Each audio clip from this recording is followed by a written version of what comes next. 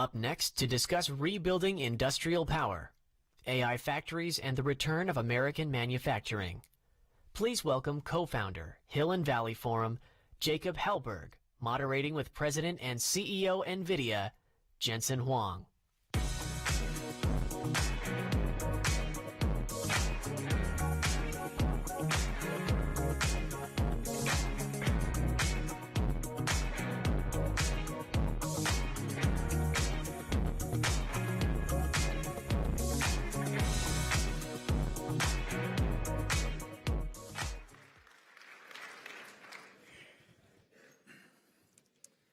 Jensen, welcome to the Hill and Valley Forum. It's great to have you. Thank you very much. It's very nice to be here. You've positioned AI as a new industrial revolution with AI factories at the center of it. Can you explain to us what is an AI factory and why is it important to understand in the 21st century economy? AI. We've been talking a lot about AI over the last several years. It's multifaceted, and I think it's helpful to look at it in this lens. First, of course, AI is a new technology. It's a new technology in the sense that it's built differently than software of the past, and this new software can do things that software of the past could not do. And so it's incredible technology. All the things it can do, all the things that we have to do to keep it safe, all the amazing things that it's going to enable, fantastic. So there's the technology layer. The second layer, which is rather new, in the last technology industry, software production, it was done by humans typing. Now we have a new industry, and this software is produced with machinery. So you need a large supercomputer, you apply electricity to it, and what comes flying out of it are tokens. And these tokens could be reformulated into numbers and words and proteins and images and videos and three-dimensional structures, and you could reformulate these tokens into all kinds of things. We call it intelligence. And so this machinery looks different than the machinery of the past. And I call it an AI factory because it does one thing. Every single day it's producing tokens. And the layer above that is infrastructural. And this is the reason why we now internalize that AI is likely going to be quite an extraordinary industrial revolution in the sense that this new technology is going to enable a new industry that I just mentioned, AI factories, the production of intelligence, but it's going to go back and revolutionize and transform every other industry. And so all of these tokens are going to go into healthcare and education. One of my favorites is education. I use it every day for education. Financial services, engineering. We use AI every day for software programming and supply chain management. It's about to go into manufacturing and so on and so forth. And so when you think about it from these three layers, it's very clear this is as transformative, as impactful as electricity was before, and it's going to revolutionize every industry. So it's an industrial revolution. So do you think it's a paradigm shift in modern computing and that every factory that's building physical things in the real world will also be accompanied by an AI factory? Yeah, perfect. Absolutely. Every company that makes things today, so long as they move, so let's say you make lawnmowers, and it could be Caterpillar, and or they build construction machinery. Today it's largely manually manipulated. In the future it'll be autonomous or highly autonomous or semi-autonomous or assisted. And when it becomes autonomous, then it'll be software defined. And so you're going to have to produce those tokens, those software that feeds that tractor. And so in the future, every company that builds things will have a factory that builds the things that they sell, and then they'll have another factory that builds and produces the AI that runs on that thing that they sell. And so it's very clear when you look at car companies. Today's car companies largely make cars, but it's very clear that in 10 years' time, every car company will also produce the tokens that runs in those cars. You've talked a little bit about physical AI, the concept of physical AI over the last year. For policymakers who are thinking about the future of American policy, can you explain to us a little bit what physical AI is and how we should be thinking about it? Take a step back. AI really came to consciousness, modern AI really came into consciousness about 12, 14 years ago when AlexNet came out and computer vision saw its big giant breakthrough. And that was like, I guess, 2012. Around that time, when you take a step back, what is computer vision? In its largest context is perception. Perceiving the world, whatever modality of information. It could be, of course, images, it could be sounds, it could be vibration, it could be temperature. And we've now developed AI models that understand the meaning of all of that information, and can be quite smart about it. So the first layer, the first wave of AI was perception AI. The second, what everybody started talking about maybe 5 years ago, was generative AI. And generative AI is where the AI model has learned how to understand the meaning of the information, but translate it. So, for example, you could understand English and translate it to French. You could understand English and translate it to images. And so you could prompt it to generate images. So generative AI is essentially a universal translator, if you will. A universal translator that understand the language of humans, language. And so that's the next wave. The wave that we're in now is where you now have AIs that can understand, it can generate, but as you know, intelligence requires us to solve problems and recognize conditions that we've never seen before. And the way we do that is we use reasoning. We apply rules and laws and principles that we've learned in the past, and we break the problem down step by step by step. And even though we've never solved this problem before, through reasoning, we can solve it. Okay, and so one of the unique capabilities of intelligence. And so we're now in this age called reasoning AI, and reasoning AIs allow you to produce a form of digital robots. We call them agentic AI, agents. It has agency. And so an AI that can understand the task that's been given, it can go off and learn and read, use tools like calculators and web browsers and spreadsheets, and then come back and does something for you. And it could be something related to supply chain, so it accesses SAP. It could be something related to HR, access Workday.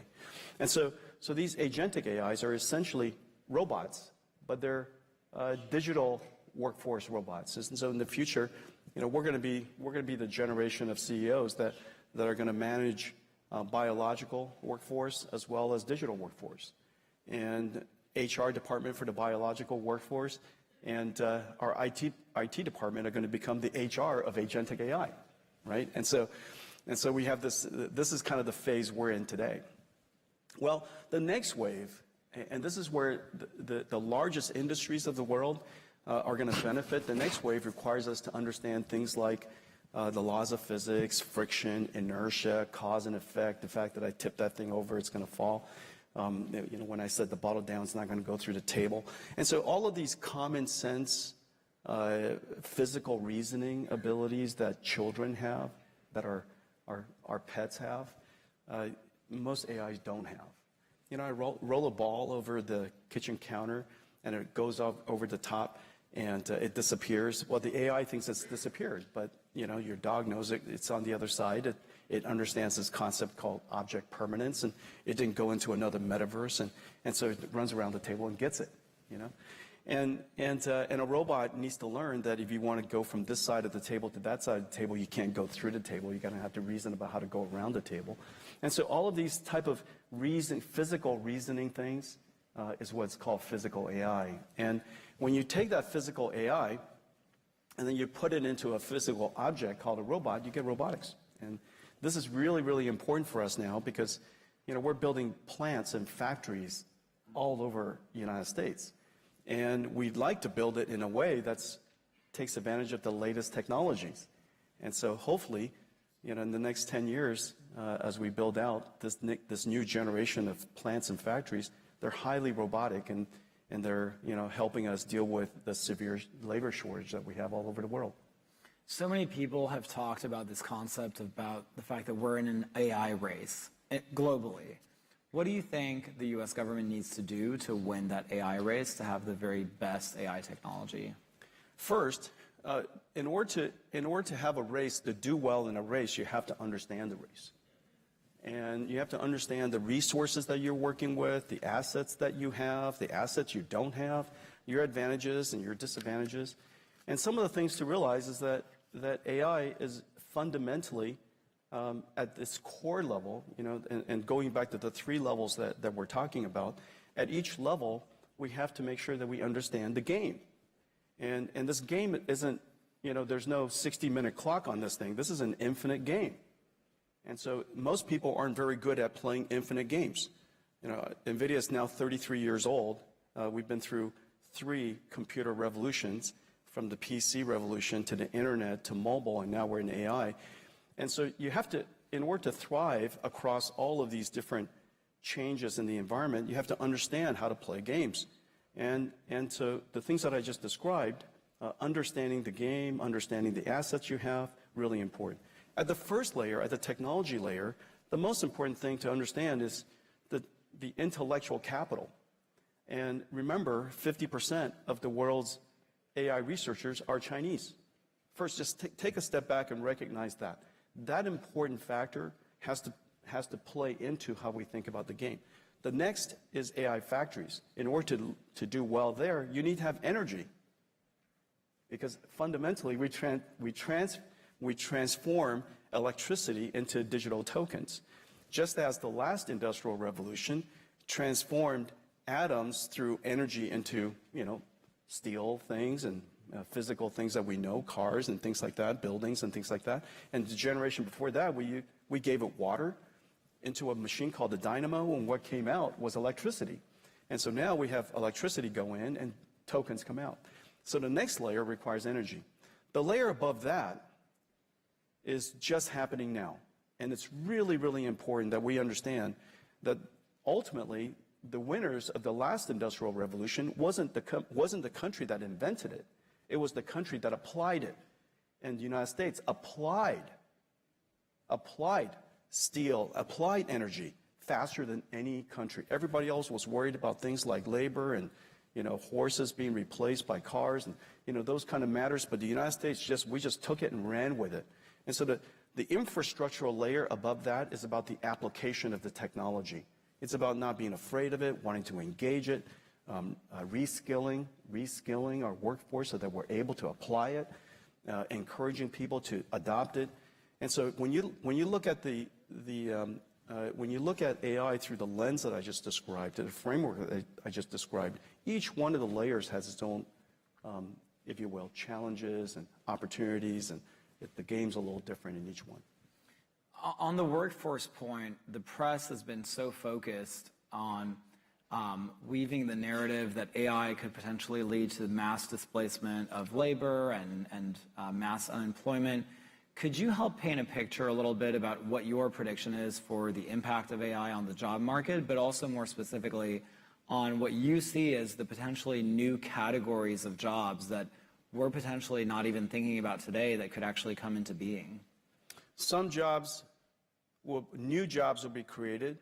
Some jobs will be lost. Every job will be changed. Okay, so let's just break it down.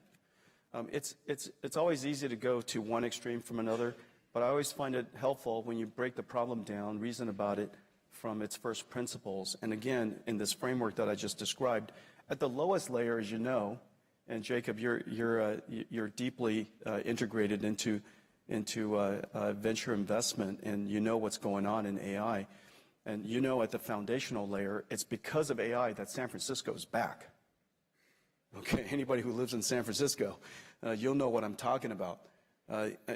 Just about everybody evacuated San Francisco. Now it's thriving again. It's all because of AI. And AI creates a new type of job, and the fundamental reason is because it's software development, but done in a different way. We've changed every layer of the technology as a result of AI. What used to be human-coded software running on CPUs are now machine learning-generated software running on GPUs. And so every single layer, the tooling of it, the compilers of it, the methodology of it, the way you collect data, curate data, use AI to guardrails, use AI to teach, use AI to keep the AI safe. All of that technology is being invented right now, and it creates tons of jobs. At the next layer, this is where the giant opportunity is. Remember, I just said that we're going to create a new type of factory, and this factory has electricity come in, and it generates tokens out. A 1 gigawatt factory, let me just put it, 1 gigawatt factory, and we're in the horizon building something like 7, 8, 10 gigawatts of AI factories. 1 gigawatt factory is $60 billion. $60 billion for 1 gigawatt. 100 megawatt factory is pretty commodity now, it's pretty commonplace, and so you just divide that by 10. But $60 billion is the annual, one factory is the annual revenues of Boeing. And to build it, you have to finance it, creates a lot of jobs. You have to build out the site, the shell, creates a bunch of jobs, construction.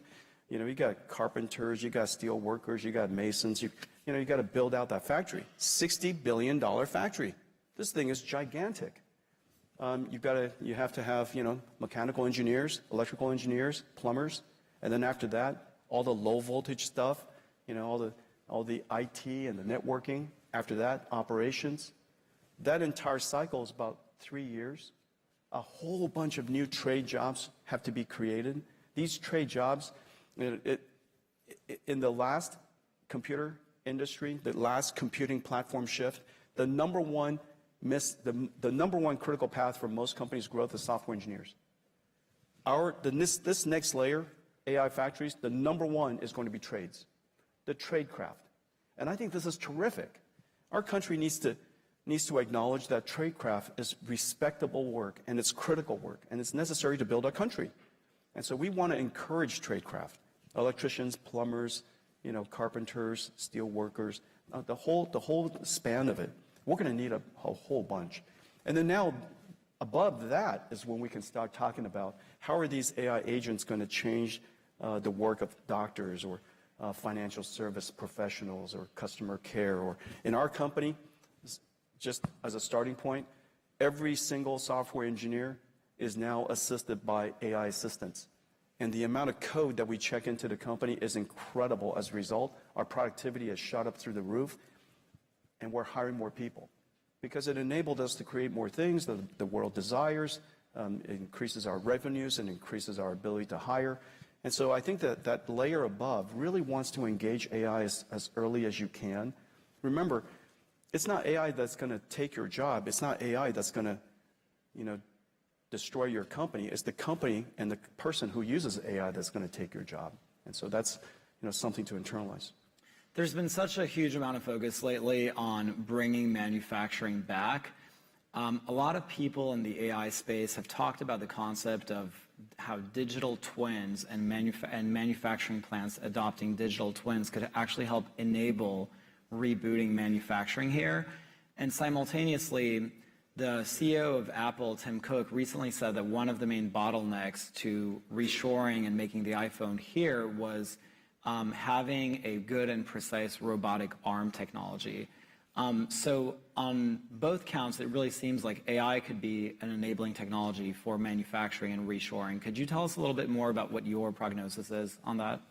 Yeah, well, first of all, manufacturing is not about low-cost labor. Advanced manufacturing today is software. The entire factory is software-driven. The entire factory is one giant robot, and it's a robot orchestrating a whole bunch of robots inside.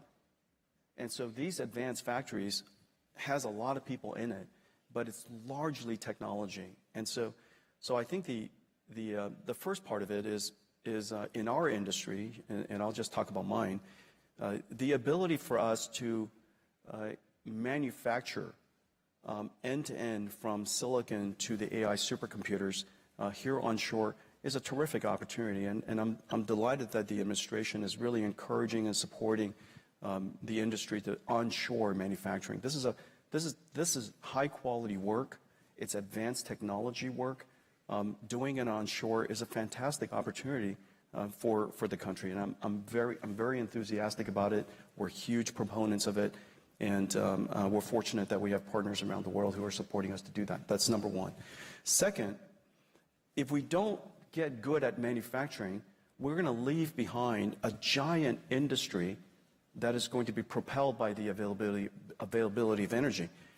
What country doesn't want to get engaged in this new industry called AI? Why would you not want to produce AI? Why would you not want to engage in one of the most advanced manufacturing? It's manufacturing. It just happens to be numbers when it's done. And just like it was electrons at the last industrial revolution, most people couldn't understand that you could create this thing through a machinery called dynamo. Now we call it, Nvidia AI supercomputers.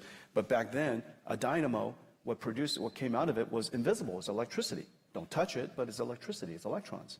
And now, it's a new form of electrons. It's numbers. And so, of course, we want to engage in this new industry. And in order to do that, we have to have manufacturing onshore. Now, the thing that is absolutely the case, because manufacturing is so technology intensive, we should do it in a digital twin first. We should do it in virtual reality first. Nvidia designs the most complex systems in the world.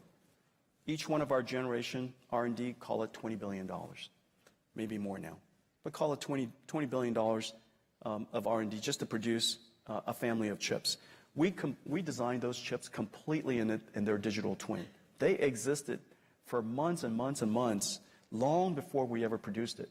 The moment I produced it, I know it to be perfect. I know it because we've simulated it, exhaustively, and we emulated it, and we put it into its paces.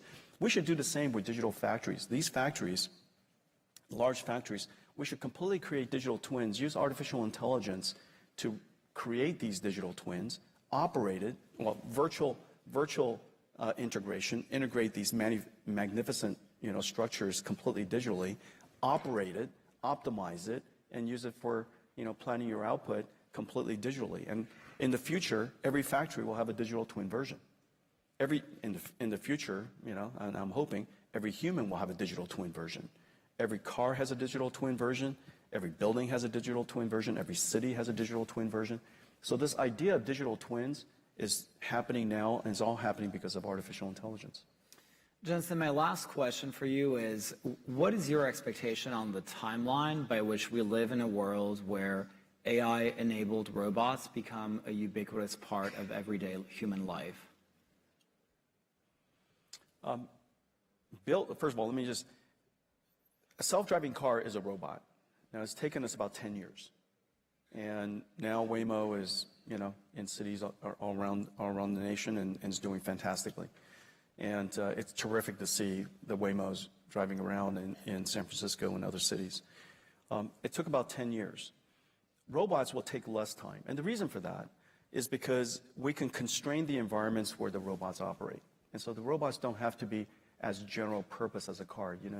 Once you're in San Francisco, you got to work in every street and every single condition. And so in the case of a robot, we could be a lot more constrained.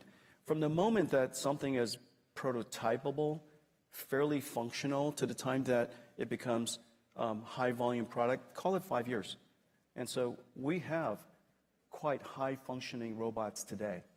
And so in some 5 years time, we're going to see, robots get pumped out of these factories. And every car company who makes cars today will be very good at building robots. They just have to get good at the software part of it, the AI part of it, but that technology is really, fairly available. Jensen, thank you so much for joining us. Yeah, thank you, everybody.